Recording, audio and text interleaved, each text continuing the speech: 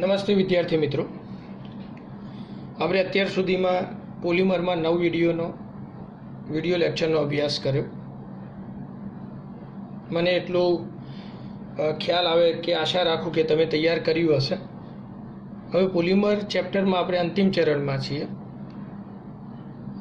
ગયા લેક્ચરમાં આપણે શું અભ્યાસ કર્યો હતો એને થોડુંક ધ્યાન રાખીએ તો કુદરતી રબરનો અભ્યાસ કર્યો હતો. કુદરતી રબર એ cis-1,4 પોલી આઇસોપ્રીન છે.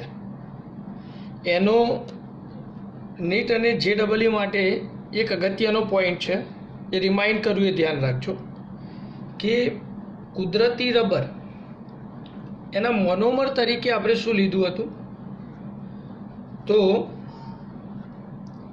CS2 દ્વિબંધ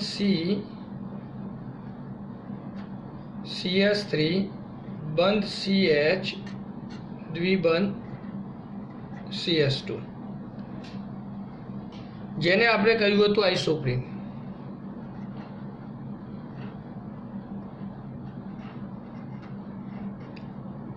ખાસ પોઈન્ટ ધ્યાન રાખજો, JEE નીટ માટેનો અગત્યનો પોઈન્ટ. અને આઇસોપ્રીન કયો હતો, જેનું IUPAC નામ આપણે આપ્યું હતું 2-મિથાઇલ બ્યુટા 1,3-ડાઇન. આ એક મોનોમર છે. હવે આમાં કુદરતી રબરમાં બંધોનું સ્થાન ફેર જુઓ કે ધારો કે આ બંધ આપણે તોડ્યો હતો તો આવું બંધારણ બન્યું, બંધ CS2 બંધ CS3 દ્વિબંધ CH બંધ CS2 બંધ. આવું બંધારણ થયું હતું જે રબરમાં જોવા મળે. પરંતુ અહીંયા ખાસ જોજો કે અહીંયા બે શબ્દો આપેલા છે. એક કુદરતી રબર, એક શબ્દ આ, અને બીજો શબ્દ છે ઘૂંટા પડચા રબર. આ પોઈન્ટ અગત્યનો હતો, આ બાકી રહી ગયો હતો. તો ઘૂંટા પડચા રબર. હવે આ બંનેમાં ડિફરન્સ શું, તો આ રબર તો આ પણ રબર, અને બંને કુદરતી. ઘૂંટા એટલે ગમ અને પડચા એટલે ટ્રી, એટલે ટૂંકમાં કહી શકાય કે ઝાડમાંથી મળતો ગુંદર. એક અર્થે ઘૂંટા પડચા રબર કહેવાય. હવે આ બંનેનો તફાવત શું છે અહીંયા જોજો ખાસ. એ તફાવત મોનોમર આમાંથી જ મળશે, બંનેના મોનોમર આઇસોપ્રીન જ છે. પરંતુ જ્યારે પોલિમરનું સ્વરૂપ ધારણ કરે ત્યારે એમાં ગોઠવણી કેવી થાય, તો કુદરતી રબરમાં C દ્વિબંધ C દ્વિબંધ C, અહીંયા H CS2 બંધ. હવે આનો CS2 લઈશું તો CS2 બંધ, અને અહીંયા CS3, રાઈટ. આવા અસંખ્ય અણુઓ જોડાયા, N અણુ, એ થઈ ગયું કુદરતી રબર. પરંતુ જોડાણ કેવા સ્વરૂપનું છે જોઈ લો, સ્વરૂપ જોજો. તો આને કહેવાય સીસ. તો સીસ સ્વરૂપે આઇસોપ્રીનના અણુઓ જોડાતા જાય તો કુદરતી રબરમાં જાય, ખાસ ધ્યાન રાખો. પરંતુ જો આના બંધારણમાં C દ્વિબંધ C, CS2 મેં ઉપર લીધો છે, H નીચે, CS2 બંધ CS3 એમના એમ. જુઓ, અને આના આ પ્રકારે અસંખ્ય અણુઓ જ્યારે એકબીજા સાથે જોડાય ત્યારે જોડાણ કેવું થયું, તો ટ્રાન્સ સ્વરૂપ. તો ટ્રાન્સ 1,4 પોલી આઇસોપ્રીન. તો ટ્રાન્સ સ્વરૂપે જોડાય તો એને ગોટા પરચા રબર કહેવાય. આ પોઈન્ટ ખાસ ધ્યાન રાખો. સિસ પોલીઆઇસોપ્રીન તો કુદરતી રબર, ટ્રાન્સ પોલીઆઇસોપ્રીન તો ગોટા પરચા રબર, બંને છે કુદરતમાંથી મળતા. આ ધ્યાન રાખો. બીજું વિધાન કે આ જે કુદરતી રબર છે એમાં ઇલાસ્ટિક એટલે ઇલાસ્ટોમર સ્વરૂપ, ઇલાસ્ટિકનો ગુણધર્મ જોવા મળે. જ્યારે ગોટા પરચા રબર એ નોન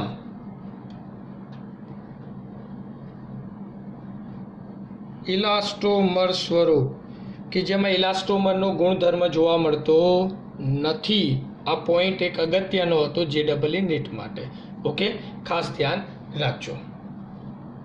હવે આપણે અભ્યાસ કરીશું પોલિમર પદાર્થમાં અગાઉના ટોપિક તરફ. અત્યાર સુધીમાં આપણે પોલિમર પદાર્થોની બનાવટ, ગુણધર્મો ઘણું બધું સમજ્યા, રબરને સમજ્યા. અંતિમ ટોપિક હતો આપણો રબર.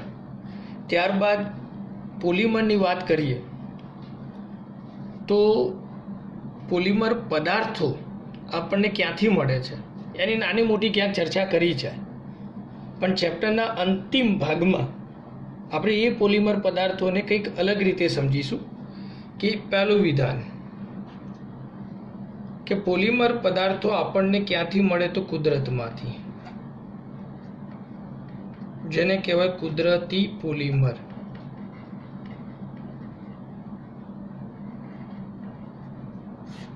જેને બાયોપોલિમર કહ્યા છે. ખાસ જોજો, બાયોપોલિમર. હવે આ મેં કેમ લખ્યું એના પાછળનું કારણ છે કે સૌ પ્રથમ અભ્યાસ તો કુદરતમાંથી થયો, પછી માનવીએ બનાવ્યા, માટે એક વર્ગીકરણને સમજવું જરૂરી. તો બાયોપોલિમર કોને કહી શકાય? તો ટૂંકમાં જે પોલિમર પદાર્થો કુદરતમાંથી મળે છે, જ્યારે નકામા બને અથવા કુદરતમાં પ્રક્રિયાઓ થાય ત્યારે એનું વિઘટન થઈ શકે. માનવ જીવન માટે ફક્ત ફાયદાકારક છે, આનાથી કોઈ નુકસાન થતું નથી.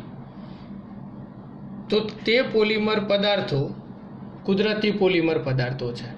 ઉદાહરણ તરીકે પોલિસેકેરાઇડ,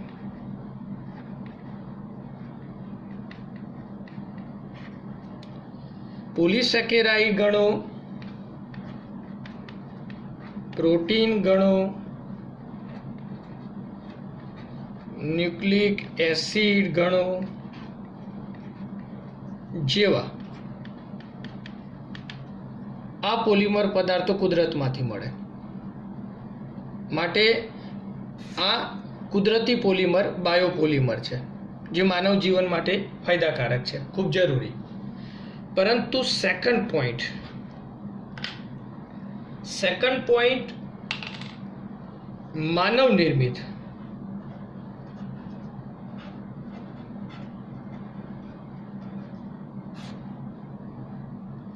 આપણે અત્યાર સુધીમાં જે અભ્યાસ કર્યો એ બધા માનવ નિર્મિત હતા. બનાવટ, ગુણધર્મો, ઉપયોગો સમજ્યા એ બધા માનવ નિર્મિત પોલિમર પદાર્થો હતા. માનવ નિર્મિત પોલિમર પદાર્થોમાં એમાં પાછું પહેલું વિધાન કે નોન બાયોડિગ્રેડેબલ પોલિમર. એને કહી શકાય જૈવ અવિઘટનીય પોલિમર. હવે આના વિશે સમજો કે માનવ નિર્મિત, માનવી દ્વારા બનાવેલ પોલિમરમાં પહેલો પોઈન્ટ આપ્યો નોન બાયોડિગ્રેડેબલ પોલિમર.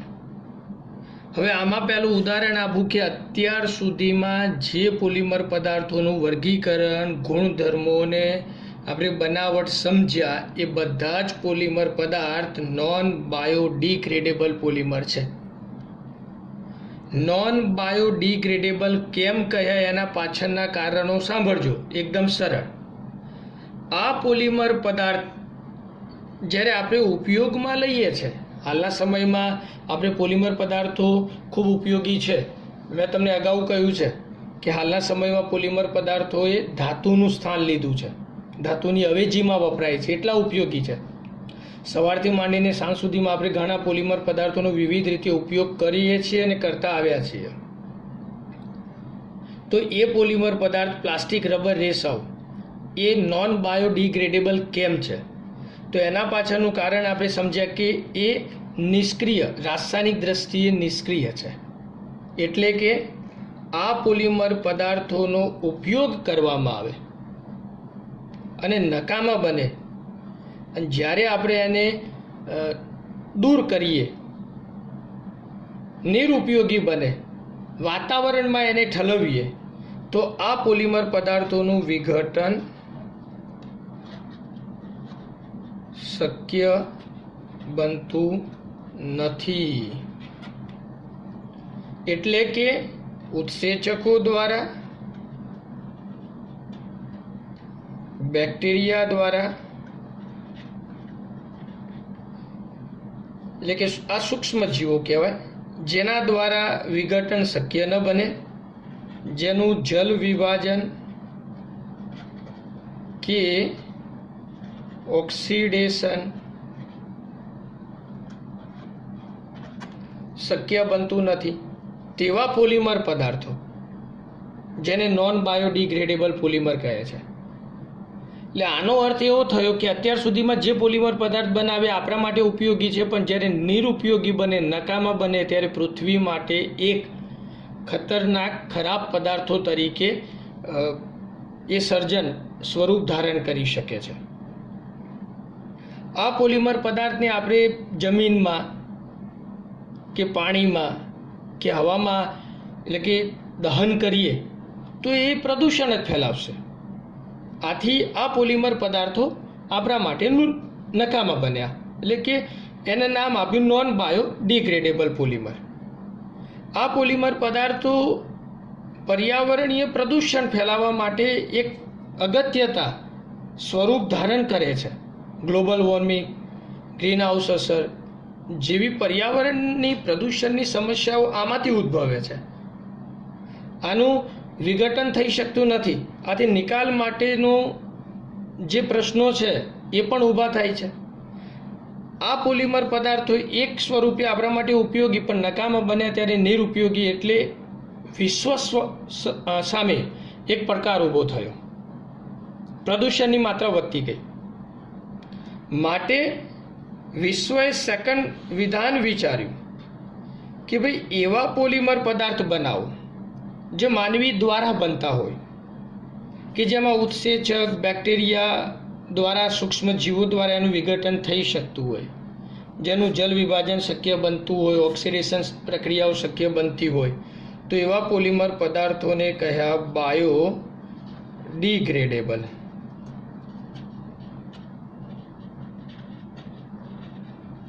સીધા કુદરતમાંથી મળતા નથી, માનવી દ્વારા બનાવવામાં આવે, પરંતુ એવા પોલિમર પદાર્થો કે જેનું વિઘટન શક્ય બને. ટૂંકમાં આટલું સમજો, વિઘટન શક્ય બને, માનવ નિર્મિત વિઘટન શક્ય બને, તો એને કહેવાય બાયોડિગ્રેડેબલ. હવે અત્યાર સુધી ફરી બોલું છું કે જે અભ્યાસ કર્યો બધા નોન બાયોડિગ્રેડેબલ હતા. નાયલોન 66, નાયલોન 6, સ્ટેરેલિન, બેકેલાઇટ, મેલેમાઇન, નિયોપ્રીન કે બ્યુટાઇલ રબર કે સ્ટાયરીન બ્યુટાડાઇન રબર કે ટેફલોન, ઓલોન, પીવીસી, પોલિસ્ટાયરીન, જે કંઈ પણ અભ્યાસ કર્યો એ બધા નોન બાયોડિગ્રેડેબલ, પરંતુ એ આપણા માટે પ્રદૂષણ ધારણ કરનાર પોલિમર થયા. આથી વિશ્વએ સેકન્ડ એમ કે પાર્ટ એટલે બીજો રસ્તો શોધ્યો બાયોડિગ્રેડેબલ, કે જેનું વિઘટન શક્ય બને. તો આપણે અહીંયા આ પોઈન્ટનો અભ્યાસ કરવાનો છે. આપણે ચર્ચા કરીશું બાયોડિગ્રેડેબલ પોલિમર પદાર્થો કયા છે, એની બનાવટ કેવી રીતના થાય. બાયોડિગ્રેડેબલ પોલિમર પદાર્થ જૈવ વિઘટનીય છે, માનવ નિર્મિત પણ જૈવ વિઘટનીય, એટલે એનાથી પૃથ્વીના પ્રદૂષણનો કોઈ પ્રશ્ન થતો નથી. એક વખત નકામા બને તો એને ફરીથી રીપ્રોસેસ કરીને ઉપયોગમાં લઈ શકાય. તો એ બાયોડિગ્રેડેબલ પોલિમર પદાર્થો કયા છે એની વિગતવાર આપણે એક એક ચર્ચા કરીએ. એમાં પોલિમર પદાર્થ પ્રથમ એક બાયોડિગ્રેડેબલ પોલિમરમાં પહેલો છે PHBV, ખાસ ધ્યાન રાખજો, બધા નામ તૈયાર કરજો. જેનું ફૂલ ફોર્મ થાય પી એટલે પોલી, એચ એટલે હાઇડ્રોક્સી, બી એટલે બ્યુટીરેટ, પોલી હાઇડ્રોક્સી બ્યુટીરેટ. કો એ જોડાણ આવશે, અહીંયા જોડાણ આવશે બીજા મોનોમરનું. તો બીજું થશે બીટા હાઇડ્રોક્સી અને વી પરથી લીધો વેલેરેટ, વેલરેટ પણ કહી શકાય. તો ફૂલ ફોર્મ શું થયું? પોલી હાઇડ્રોક્સી બ્યુટીરેટ કો બીટા હાઇડ્રોક્સી વેલરેટ. આમાં આ એનું ફૂલ ફોર્મ કે જેમાં કહી શકાય કે કેટલા પ્રકારના મોનોમર? તો 2 પ્રકારના મોનોમર છે.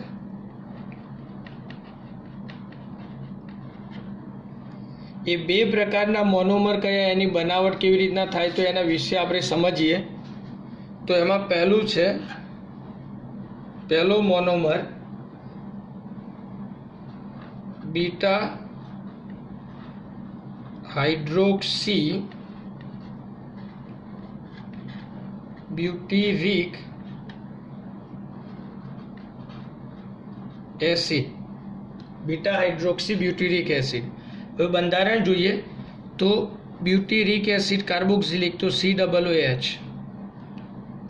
બ્યુટીરિકમાં કાર્બનની સંખ્યા 4, તો એક તો મૂળ આવી ગયો, આ બીજો, ઓકે, આ ત્રીજો, અને આપણે અહીંયા લઈશું એમાં ચોથો.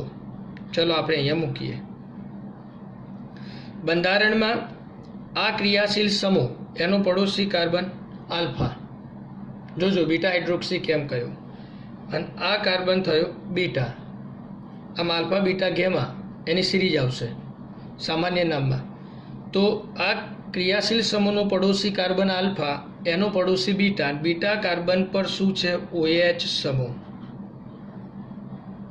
હવે બંધારણ બનાવો તો CH3, 1 2 3 એટલે CH, અને અહીંયા આવશે CH2. તો બંધારણ જોજો કે 4 કાર્બન એટલે બ્યુટ, કાર્બોક્સિલિક એસિડ, બ્યુટીરિક એસિડ. આ ક્રિયાશીલ સમૂહનો પડોશી કાર્બન આલ્ફા, એનો પડોશી બીટા, અને એના પર OH સમૂહ, તો બીટા હાઇડ્રોક્સી. તો આખું નામ થયું બીટા હાઇડ્રોક્સી બ્યુટીરિક એસિડ.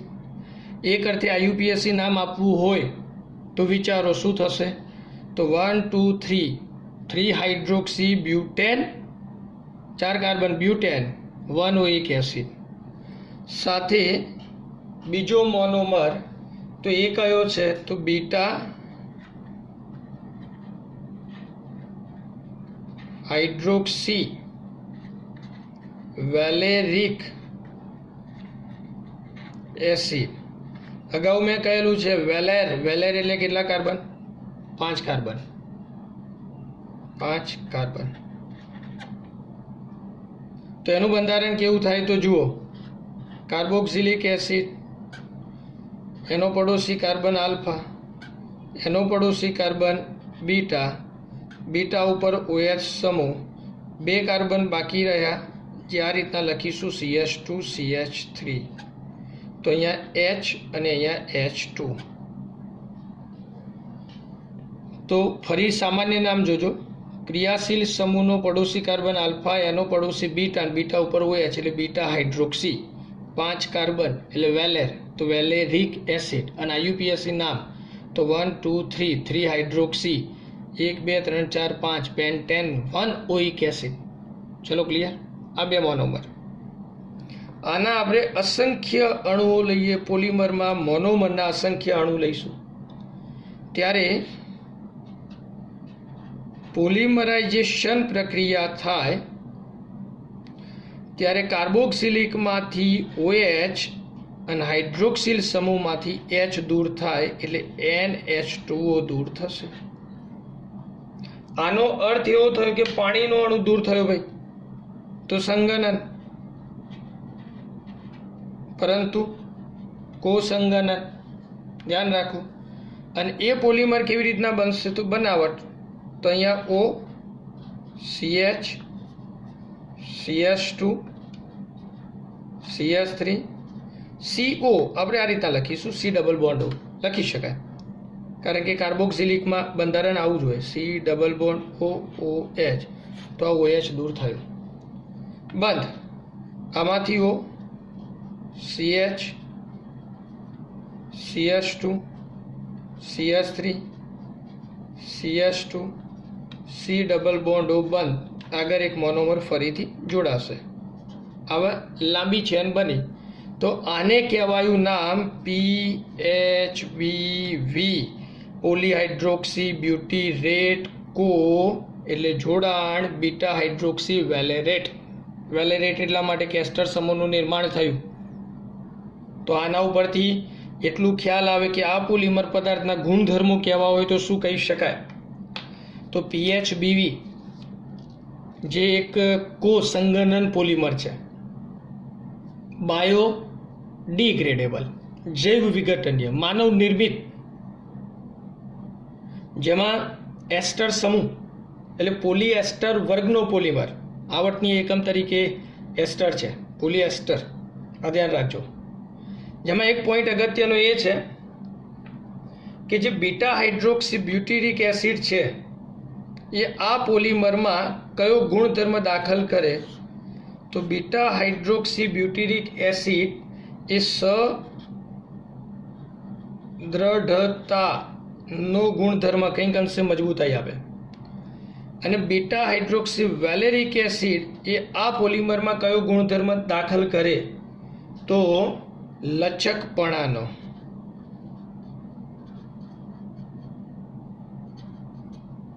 એટલે આમ ફ્લેક્સિબિલિટી આપે, અને ફ્લેક્સિબિલિટીના કારણે શું થઈ શકે કે કોઈ વખત આમ વળાંક આપવો હોય તો વળી શકે. આથી આનો ઉપયોગ ક્યાં થાય? તો ઉપયોગની દ્રષ્ટિએ ચોક્કસ પ્રકારના પેકિંગમાં ઉપયોગી, પરંતુ એના સિવાય ઉત્તમ ઉપયોગ છે ઓર્થોપેડિક સાધન સામગ્રીની બનાવટમાં. તદુપરાંત બીજો ઉપયોગ છે નિયંત્રિત ઔષધો માટેની જે કેપ્સ્યુલ આવે છે.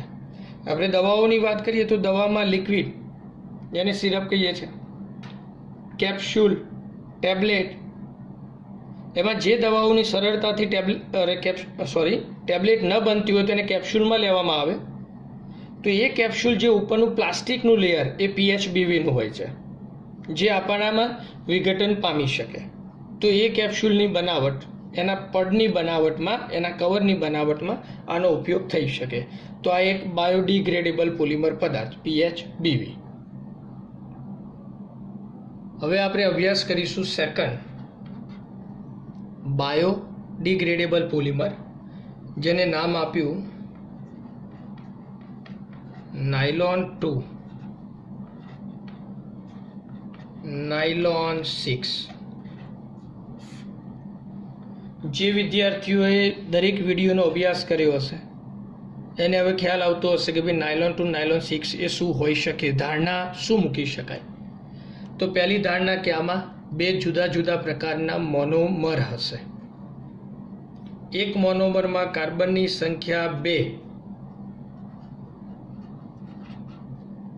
અને બીજા મોનોમરમાં કાર્બનની સંખ્યા 6. ધ્યાન રાખજો.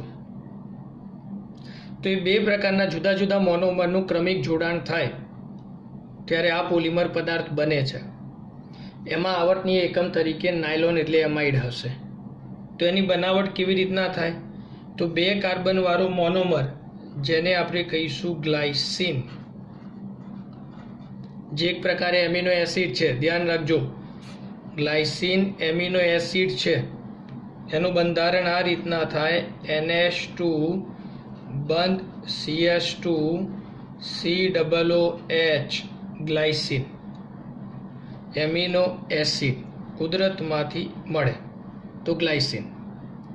સેકન્ડ આપણે લઈશું મોનોમર તરીકે એમિનો કેપ્રોઇક એસિડ. મેં યાદ કરો, એમિનો કેપ્રોઇક એસિડ શેની ચર્ચા કરી હતી? તો કેપ્રોલેક્ટમમાંથી બને છે, નાયલોન 6ની બનાવટમાં. તો એમિનો કેપ્રોઇક એસિડ કે જેમાં કાર્બનની સંખ્યા 6 હશે, જેમ આમાં 2 છે, તો એનું બંધારણ કેવું થાય? તો આ પણ એક પ્રકારે એમિનો એસિડ, તો NH2 CH2, પણ CH2 કેટલા? 5, અને પછી શું આવશે? COOH, 5 ને 6 કાર્બન, એમિનો કેપ્રોઇક એસિડ. કેપ્રોઇક શબ્દમાં જે કેપ્રો શબ્દ વાપર્યો છે ને 6 કાર્બન માટે છે. તમે આલ્ડીહાઇડ કીટોન કાર્બોક્સિલિકના સામાન્ય નામમાં અભ્યાસ કરશો તો એમિનો કેપ્રોઇક એસિડ. આના N અણુ લઈ લો. હવે પોલિમરાઇઝેશન કરાવો તો શું થશે? તો બનાવો પોલિમર. તો આમાંથી OH સમૂહ અને આમાંથી H, એટલે દૂર થાય NH2O. ત્યાં પાણીનો અણુ દૂર થયો એટલે સંગનન થયું, સાથે કોપોલિમર, તો સંગનન કોપોલિમરાઇઝેશન પ્રક્રિયા. પોલિમર બનાવો તો આમાંથી NH બંધ, CH2, પછી આવશે C double bond O, CO પણ લખી શકાય, C ડબલ બોન્ડ O પણ લખી શકાય.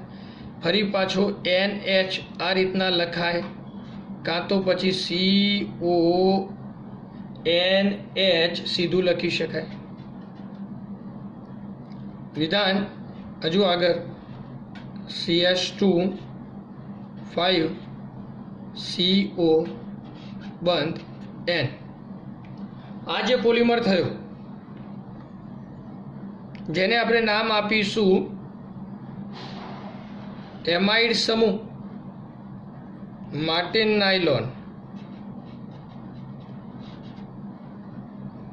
કાર્બોક્સિલિક એમિનોમાંથી બને છે એમાઇડ સમૂહનું નિર્માણ થાય માટે નાયલોન. પરંતુ આ મોનોમરમાં 2 કાર્બન એટલે નાયલોન 2 અને આમાં 6 કાર્બન એટલે નાયલોન 6. બાયોડિગ્રેડેબલ પોલિમર પદાર્થ.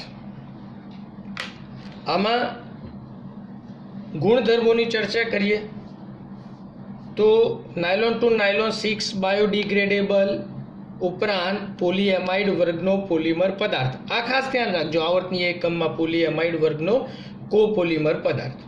ચલો ક્લિયર? તો આ થયો એક બીજો પોલિમર પદાર્થ નાયલોન 2 નાયલોન 6. એના સિવાય PGA PLA જેવા બાયોડિગ્રેડેબલ પોલિમર પદાર્થ છે એ આપણે નેક્સ્ટ અભ્યાસ કરીશું.